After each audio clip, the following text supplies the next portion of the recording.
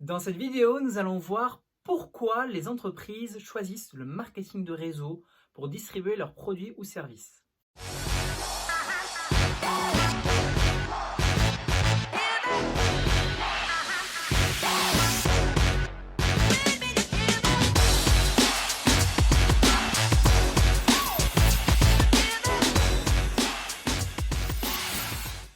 Bonjour à toutes et à tous, ici Ronny Bépari, coach et formateur en marketing relationnel. Si vous voulez recevoir des astuces et des conseils pour réussir en marketing de réseau, n'hésitez pas à vous abonner à la chaîne et à activer les notifications. Donc aujourd'hui, je vais vous parler tout simplement d'un schéma qu'on m'a présenté il y a 12 ans quand j'ai découvert le marketing de réseau et moi personnellement, ça m'a totalement frappé. Voilà, c'était le schéma hyper simple de compréhension et qui m'a permis d'avoir vraiment beaucoup de clarté et pouvoir expliquer aux autres qu'était l'intérêt du marketing de réseau pour les entreprises. Pourquoi les entreprises choisissent cette méthode de distribution pour véhiculer leurs produits et services jusqu'aux clients. Donc, le marketing réseau, c'est très différent. Pourquoi? Parce qu'en fait, on n'utilise pas les principes traditionnels, les dépenses traditionnelles pour une entreprise, en tout cas, pour réussir. Une entreprise, de manière naturelle, qu'est-ce qu'elle va faire? Elle va avoir un réseau de distribution, un réseau d'agences peut-être, un réseau de magasins.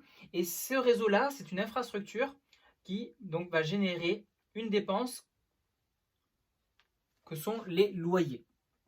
Donc les loyers, alors vous avez vu, hein, je n'arrive pas à parler en même temps que j'écris, je suis vraiment un mec. Hein. Donc voilà, bon, il y a le loyer, mais vous avez aussi d'autres départements de dépenses qui sont très importants, comme la pub, le marketing, et bien évidemment les ressources humaines. Plus vous avez de magasins, plus vous avez d'agences pour distribuer votre produit ou service, là en tant qu'entreprise, hein, et bien plus vous avez des frais fixes et variables, bien évidemment aussi, qui sont de plus en plus élevés. Et donc, l'intérêt du marketing réseau, c'est de supprimer, en tout cas d'optimiser le plus possible ces différentes dépenses, ces différents départements de dépenses, et il y en a bien d'autres, bien évidemment. Et comment? À travers un réseau d'indépendants, à travers nous. Nous sommes là, nous sommes un réseau d'indépendants et nous allons, par bouche à oreille, partager ce que le produit ou service nous apporte à nos clients et donner envie ensuite à d'autres personnes de rejoindre le mouvement, de devenir consommateur de ce produit ou service. Donc voilà l'intérêt, c'est que pour une entreprise, c'est une optimisation des coûts, c'est également à l'entrée, au départ, au démarrage, beaucoup moins d'investissement à mettre sur la table pour commencer à distribuer un produit ou un service. Toutes ces dépenses-là sont supprimées ou optimisées très grandement. Et à la place, que faut-il faire? Eh bien, faire des premiers recrutements, donc de recruter les premiers indépendants et ensuite les former, les accompagner afin qu'ils bâtissent chacun leur réseau, leur équipe d'indépendants.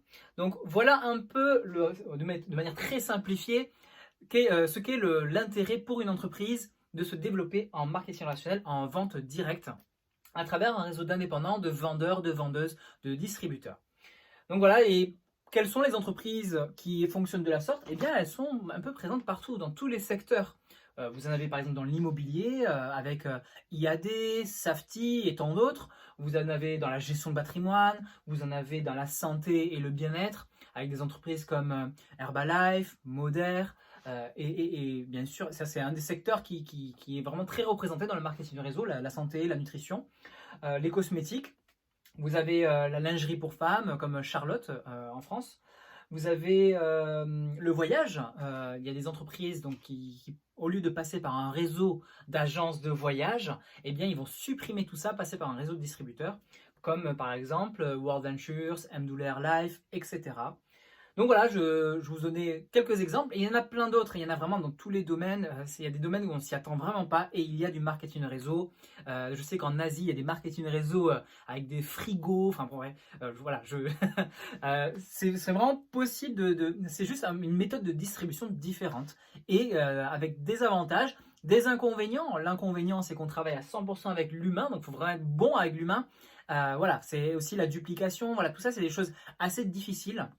Mais ça s'apprend, c'est des compétences à développer et il faut du leadership. Voilà, tout ça, c'est possible. C'est simple, mais pas facile. Voilà, en résumé.